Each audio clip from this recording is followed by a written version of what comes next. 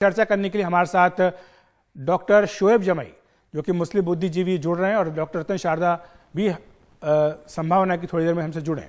लेकिन डॉक्टर शोएब जमाई आपसे समझना चाहेंगे आप किस तरह से देखते हैं इस पूरे मामले को, क्योंकि ये माना जा रहा है कि जब उत्तराखंड की रिपोर्ट आएगी तो उसके बाद हो सकता है कि केंद्र सरकार भी इस दिशा में आगे कदम बढ़ाए।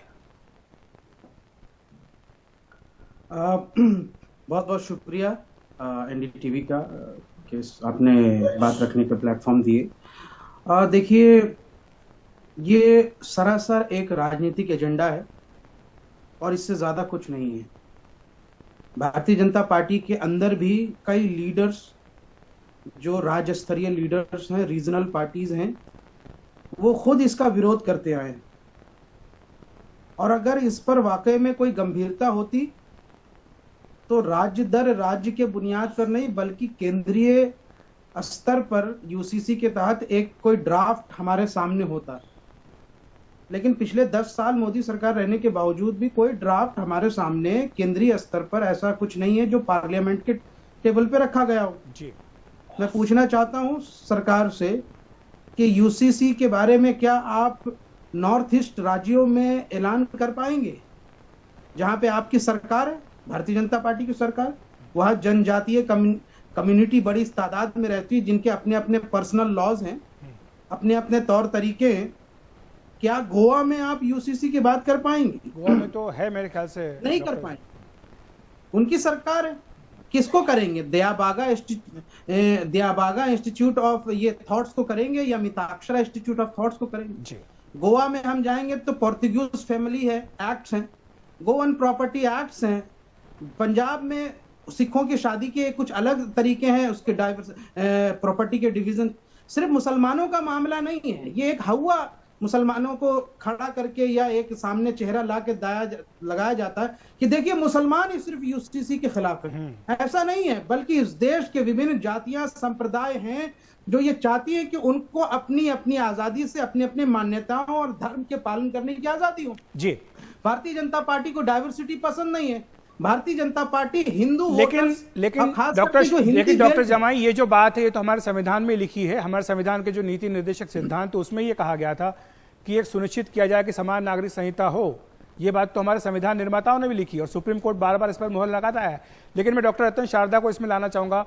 आपने डॉक्टर शोएब जी डॉक्टर शोएब मैं आपके पास आऊंगा, लेकिन डॉक्टर शारदा के पास में जाना चाहूंगा। डॉक्टर शारदा, आपको लगता है कि ये जो आइडिया है यूनिफॉर्म सिविल कोड का, समान नागरिक संहिता का, इसका समय अब आ गया है? और क्या जैसा कि डॉक्टर शोएब कह रहे हैं कि क्या ये केवल राजनीतिक सियासी दांव है? देखिए, इन्होंने खुद स्वीकार किया अखिलेश जी कि यूनिफॉर्म सिविल कोड ये राजनीतिक मामला, और इन्होंने कहा कि केवल मुसलमान भड़कते हैं। तो मेरा उसका प्रश्न है कि बाकी माइनॉरिटीज क्यों नहीं भड़कती, बाकी जो भी कम्युनिटीज है क्यों नहीं उनके मन में कोई चिंता होती जब यूनिफॉर्म सिविल कोड की बात होती है? केवल मुस्लिम समाज के अंदर इन लीडरों को क्या होती है? मुस्लिम समाज को है कि नहीं मुझे नहीं पता। तो ट्रिपल तलाक में भी ये मौलवी चिल्ला रहे थे, महिलाएं खुश थी।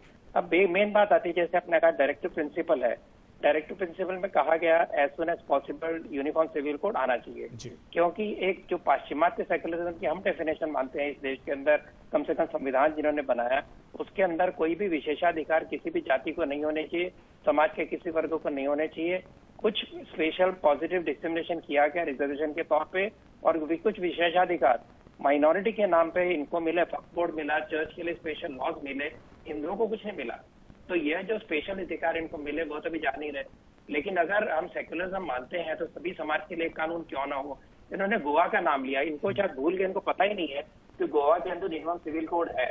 और क्या केवल प्रश्न हिंदू का है? इनको कैसे पता कि जो यूसीसी की बात चल रही होगी हिंदुओं के बारे में होगी, बाकी जाति के बारे में नहीं होती? इनको पता है कि क्रिश्चियन फैमिलीज के अंदर डाइवोर्स बड़ा मुश्किल है, महिलाओं के लिए बड़ी प्रॉब्लम है इसके अंदर, इनको नहीं पता। एबॉर्शन के अंदर क्रिश्चियन महिलाओं को प्रॉब्लम है, इनको नहीं पता, क्योंकि अपने चश्मे के बाहर ये देखते ही नहीं है। और अगर लेकिन डॉक्टर शारदा, उनका एक वैलिड पॉइंट ये भी है कि जो कई सारे हमारे ट्राइब्स हैं, हमारे अनुसूचित जनजातियां हैं, उनके अपने रीति रिवाज हैं। क्या ये उनके रीति रिवाज में, उनकी परंपराओं में, उनकी जीवन शैली में दखलंदाजी नहीं होगी?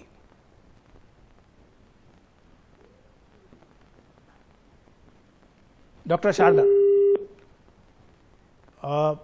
माफी चाहते हैं, डॉक्टर शारदा का ऑडियो हम तक अभी नहीं पहुंच पा रहा। लेकिन डॉक्टर शोएब, जो बात डॉक्टर शारदा कह रहे हैं कि क्यों बार बार ये हवा खड़ा किया जाता है कि ये किसी एक धर्म के खिलाफ है, जबकि साफ सी बात है कि ये तो हमारे जो संविधान निर्माता थे उनकी परिकल्पना है कि सबके लिए एक जैसा कानून होना चाहिए। देखिए, एनडीटीवी एक ऐसा महत्वपूर्ण प्लेटफॉर्म है जिसमें हम कभी अनर्गल बातें नहीं करते। जी। मैं बहुत फैक्ट्स के साथ एक बात रख रहा हूँ। जो एक हवा बनाया जाता है कि देखिए मुसलमानों में बहु विवाह हो रहा है। आपको पता है 2011 का जो सेंसस हुआ तो उसमें एक स्पेशल कॉलम था जिसके तहत सरकार ने एक आंकड़े जारी किए, जिसके मुताबिक जो बहु विवाह जैसी प्रथा है, जिसमें एक टाइम में 2 शादियां होने का, वो हिंदुओं में भी बहुत बड़ी संख्या में व्याप्त है। 1.8% अगर मुसलमानों में है तो 1.6% हिंदुओं में भी है। गैर कानूनी है लेकिन हो रहा है। लेकिन क्या महिलाओं के लिए, महिलाओं के अधिकारों के लिए, उनकी समानता के लिए जरूरी नहीं है कि इस प्रथा को या कुप्रथा कहें, इसको खत्म करना चाहिए? डॉक्टर शारदा, आपकी बात हम तक नहीं पहुंच पाई थी, तब ऑडियो खत्म हो गया था। जी डॉक्टर शारदा अपनी बात पूरी कर ले। जो बात डॉक्टर शोएब कह रहे हैं कि कई जनजातियां हैं जिनके अपने रीति रिवाज है, परंपराएं हैं, क्या उनके निजी मामलों में दखल देना ये नहीं होगा? जो उनकी जीवन शैली है क्या उसको बदलना नहीं होगा? डॉक्टर शारदा, जब तक ड्राफ्ट नहीं आता हम कैसे मान लें कि विशेष जनजातियों के लिए कुछ किया गया, नहीं किया गया, सिख समाज के लिए कुछ किया गया, नहीं किया गया, उसके ऊपर केवल हम प्रश्न चिन्ह खड़ा करके अफवाह बना दें और उसके ऊपर दंगा मचा दें, बिल्कुल बहुत बड़े तौर पे शाब्दिक दंगा भी कर ले, मुझे समझ नहीं आती। इन्होंने पॉपुलेशन कंट्रोल को यूनिफॉर्म सिविल कोड का हिस्सा कैसे मान लिया?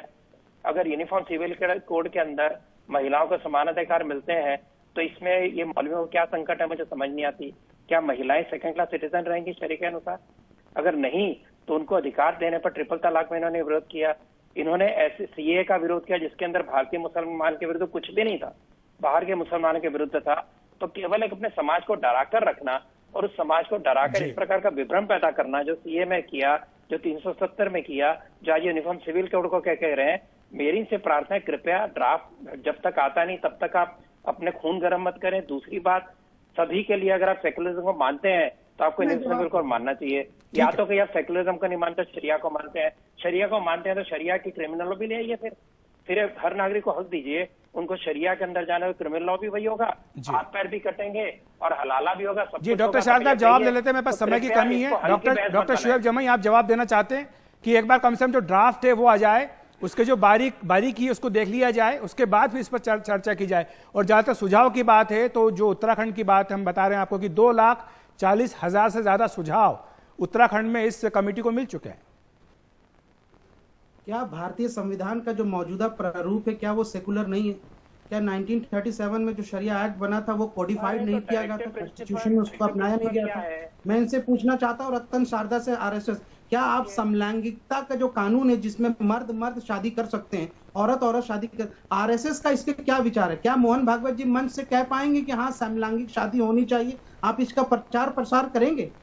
बताइए। 27 लाख हिंदू महिलाएं हैं जिनको उनके, लेकिन क्या ये मुद्दे भी इसके जरिए हल नहीं हो जाएंगे? डॉक्टर शारदा, जो समलैंगिकता को लेकर चर्चा हो रही है, जो लिव इन रिलेशनशिप को लेकर चर्चा हो रही है, क्या इन सारे मुद्दों का समाधान इससे नहीं मिल सकता है यूनिफॉर्म सिविल कोड से? समलैंगिकता को नहीं, आरएसएस बताए ना ऑफिशियल स्टैंड क्या है। एक मिनट सुन लेते हैं डॉक्टर शारदा क्या कह रहे हैं। डॉक्टर जमाई उनको सुन लेते हैं। जी डॉक्टर शारदा, आपका यही समझ कर चिल्लाते बहुत है, सुनते कम है। समलैंगिकता ये क्रिमिनल नहीं होगी, ये किसने इसके बारे में बोला? संघ ने स्पष्ट बोला कि समलैंगिकता क्रिमिनल नहीं हो सकती।